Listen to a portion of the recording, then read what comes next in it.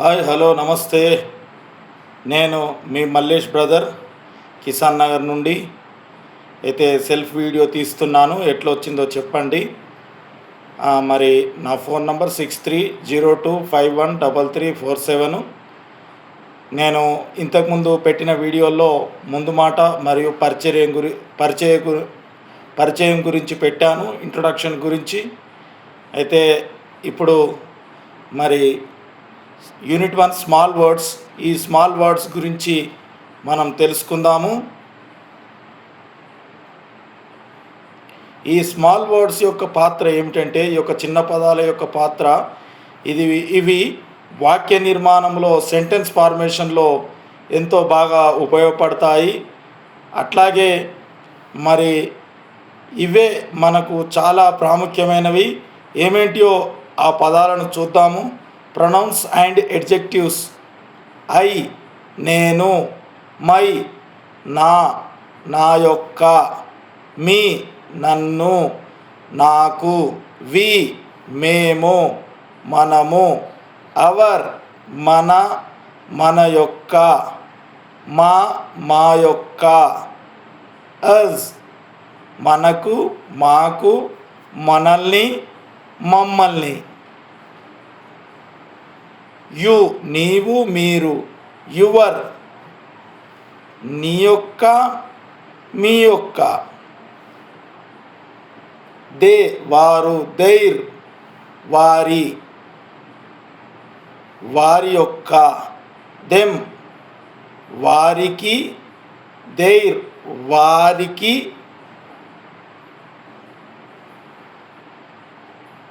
వారిని, షీ ఆమె, హర్ ఆమెను, ఆమెకు, ఆమె యొక్క, హీ అతడు, వాడు, హిజ్ అతని యొక్క, వాని యొక్క,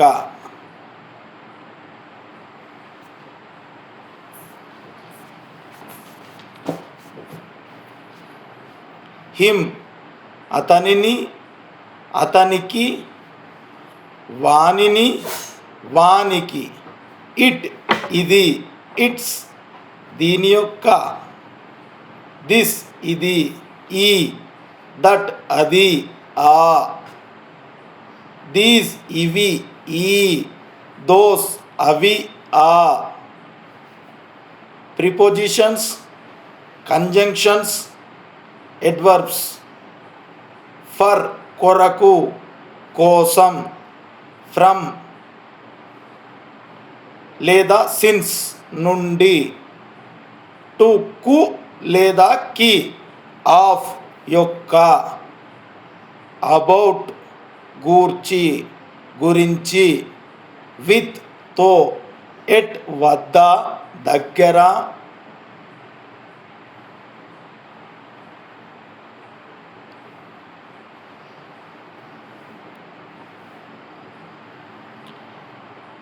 ఈ పదానికి నియర్ అని కూడా వస్తుంది. నియర్ అంటే కూడా దగ్గర అని వస్తుంది.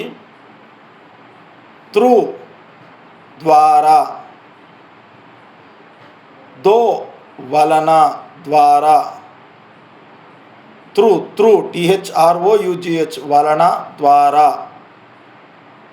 నియర్ దగ్గర, వద్ద,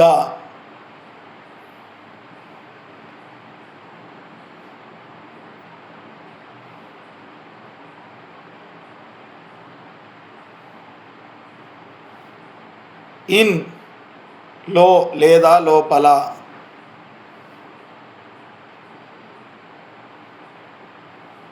ఇప్పుడు ఈ ఎట్ అనే పదాన్ని సమీపంలో అనే అర్థం వచ్చే విధంగా కూడా వాడతారన్నమాట. ఆన్ పైన, మీద, అండర్ క్రింద, బిలో లోపల, దిగువన, అబౌవ్ లోతున, అడుగున, ఇఫ్ అయితే, బట్ కానీ, ఆర్ కానీ, లేదా అని కూడా వస్తుంది, లేదా, సో అలా, కనుక, కాబట్టి.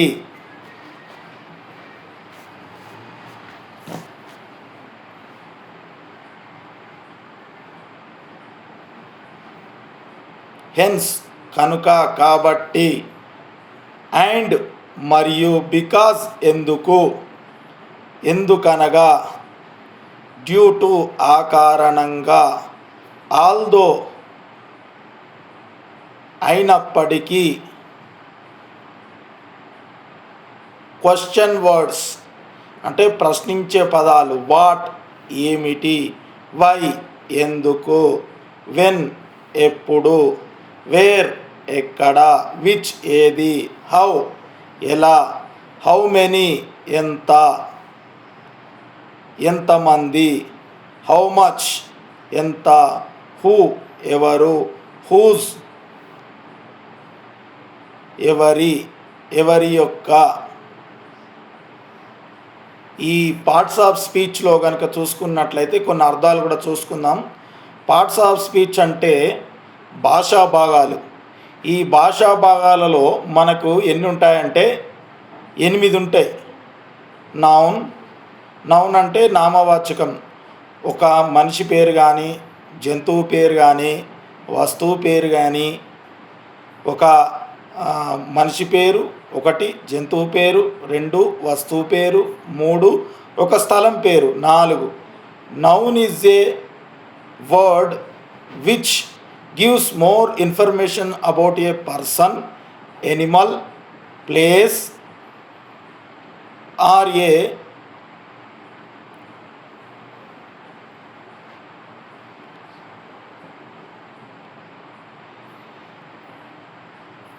థింగ్. థింగ్ అంటే ఏంటిది? ఆర్ ఏ థింగ్ అంటే ఏంటిది? వస్తువు. ఒక వస్తువు పేరు కానీ, జంతువు పేరు కానీ, మనిషి పేరు కానీ, స్థలం పేరును కానీ చెప్పేదే ఏంటిది? నౌన్ అంటే నామవాచకం. ఈ పార్ట్స్ ఆఫ్ ది స్పీచ్ అనగా తెలుగులో అర్థం ఏంటిదంటే భాషా భాగాలు అని అర్థం. ఇప్పుడు భాషా భాగాలు అంటే కొంతమంది తెలియని వాళ్ళకు ఎలా చెప్పాలంటే, ఇప్పుడు ఒక సైకిల్ ఉందనుకోండి, ఆ సైకిల్కు ఏమేమి ఉంటుంది? బ్రేకులు ఉంటాయి, హ్యాండిల్ ఉంటుంది, బెల్ ఉంటుంది, పెడల్ ఉంటుంది, చైన్ ఉంటుంది, చక్రాలు ఉంటాయి, చక్రాలకు పుల్లలు ఉంటాయి, ఒక సీట్ ఉంటుంది, తర్వాత వెనక స్టాండ్ ఉంటుంది ఏదైనా పెట్టుకోవడానికి, ముంగట ఒక ముందుగా ఒక పైపు కూడా ఉంటుంది ముందు. ఇట్లా ఒక సైకిల్కే ఇన్ని భాగాలు ఉంటాయి. భాషా భాగాలు అనేటివి 8 ఉంటాయి. ఆ 8 ఇప్పుడు నౌన్ గురించి మనం తెలుసుకుందాం. ప్రొనౌన్ అంటే ఏంది? ఈ ప్రొనౌన్ అనే మాటకు అర్థం ఏంటిదంటే, instead of using noun we use pronoun. నామవాచకానికి బదులుగా వాడే పదాన్నే సర్వనామము అని అంటాం. నౌన్ అంటే ఏంటిది? నామవాచకం. ప్రొనౌన్ అని అంటే ఏంటిది? సర్వనామం.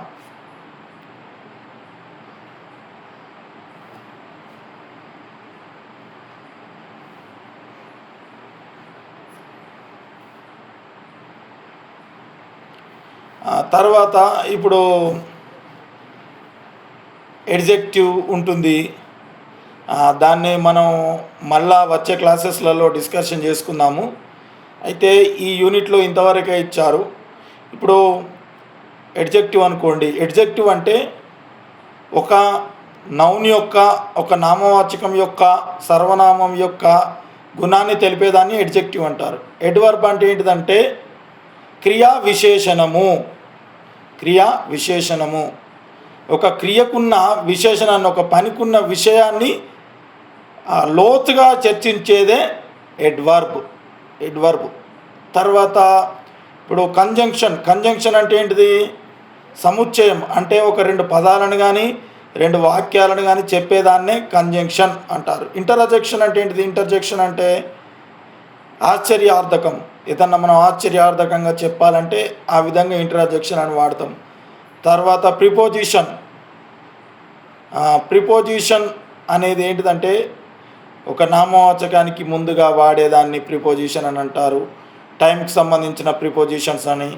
తర్వాత ప్లేస్ అంటే సమయానికి సంబంధించి, వస్తువుకు సంబంధించి, పరిస్థితులకు సంబంధించిన ప్రిపోజిషన్స్ అంటే విభక్తి ప్రత్యయం. ప్రిపోజిషన్స్ అంటే తెలుగులో అర్థం. వీటన్నిటి గురించి మనము డీటెయిల్గా చెప్పుకుందాం. మరి రాబోయే క్లాసులలో మనం వివరంగా చెప్పుకుందాం. ఇప్పుడు మనం గుర్తుపెట్టుకోవడానికి భాషా భాగాలు ఎన్ని? 8. Noun 1, pronoun 2, adjective 3, adverb 4, interjection 5, conjunction 6, preposition 7, verb. ఈ వర్బ్ అనేది మర్చిపోయినాం. వర్బ్ అంటే ఏంటిది? క్రియ. క్రియ అనేది ఎలా ఉంటుంది? మీకు అవగాహన కోసం చెప్తున్నాను, తర్వాత మనం లోతుగా చర్చించుదాం. ఇప్పుడు క్రియ అనేది ఎలా ఉంటుంది? క్రియ అనే దానికి 5 రూపాలు ఉంటాయి. V1, V2, V3, V4, V5. Verb conjugation అంటారు. ఇప్పుడు for example, right V1, wrote V2, return V3, writing V4, rights V5. ఈ విధంగా ఉంటాయి. కనుక వీటి గురించి మనం లోతుగా చర్చించుకుందాం. మరి ఇంతకుముందు నేను పెట్టిన వీడియోలకు స్పందిస్తూ లైక్ చేస్తున్న ప్రతి ఒక్కరికి ధన్యవాదాలు. అయితే నేను పెట్టడం కొంచెం ఆలస్యమైంది. ఈరోజు సెల్ఫ్ వీడియో తీస్తున్నాను. మీకోసం నైట్ ఎంత కష్టమైనా కానీ సెల్ఫ్ వీడియో తీస్తున్నాను. మోకరించి నేను ఇంత కష్టపడి చేస్తున్నాను. కనుక ఈ వీడియోని లైక్ చేస్తారని, మరి నా యూట్యూబ్ ఛానల్ను మరి సబ్స్క్రైబ్ చేస్తారని, షేర్ చేస్తారని, కామెంట్ చేస్తారని నమ్ముతున్నాను. అట్లాగే ఫేస్బుక్ పేజ్ని లైక్ చేస్తారని, మరి ఇతరులకు కూడా షేర్ చేస్తారని నమ్ముతున్నాను. కామెంట్స్ కంపల్సరీగా చేయండి. ఏమైనా పొరపాట్లు ఉంటే నాకు చెప్పండి, నేను సరిదిద్దుకుంటాను. జై ఇండియా, జై Bharat. All of you. Bye, take care, bye bye.